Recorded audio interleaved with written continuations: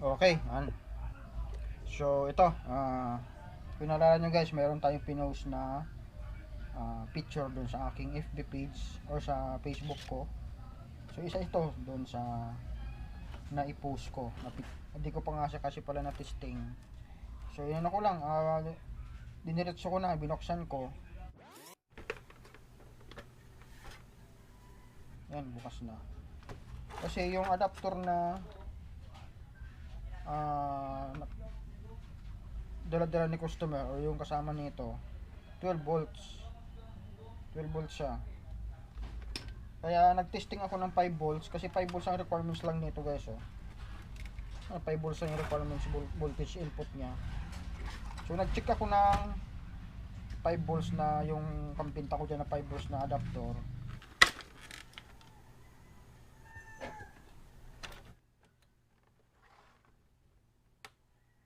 So yun, mag-power naman.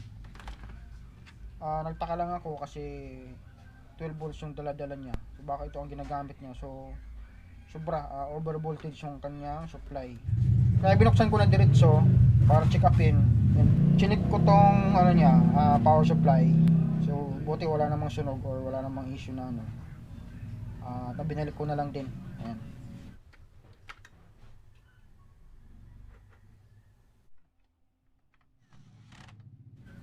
So testing muna natin kung ano talaga ang issue. So sabi ng aking helper, ugong lang daw yung lumalabas dito sa output. Ugong lang. Kaya sinubukan ko nga i-plug in dito sa 5 volts na adapter. So buti nag-power naman. Yan. At yun, iti-testing muna natin. Alamin natin kung ano yung issue niya. Yan. Okay yan. So naka-set up na, power on natin. So ginamit kong adapter guys yung 5 volts. Ayun, naka-plug in na rin. Power on. Uy. Humming. Pero okay naman yung sa amplifier. So wala pa tayong input signal pero maingay na. Try natin palitan tong connector na to, baka kasi kalawangin na yung loob, nag-i-shell ko parang may kalawang. Okay, so palitan natin ng parang may kalawang na kasi. Palitan natin. Ito yung main. Ayun.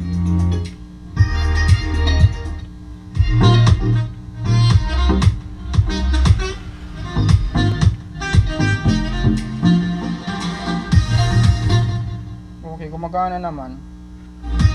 Pati yung effects gumagana. Kaya lang may humming talaga. Double check na natin yung hindi. Try natin. Ayun. Sa ano lang pala, sa RCA jack lang pala.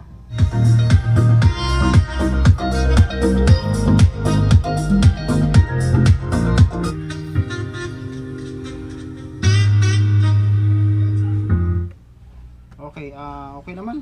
Gumagana naman yung unit. So, ano na lang, linisan na lang natin.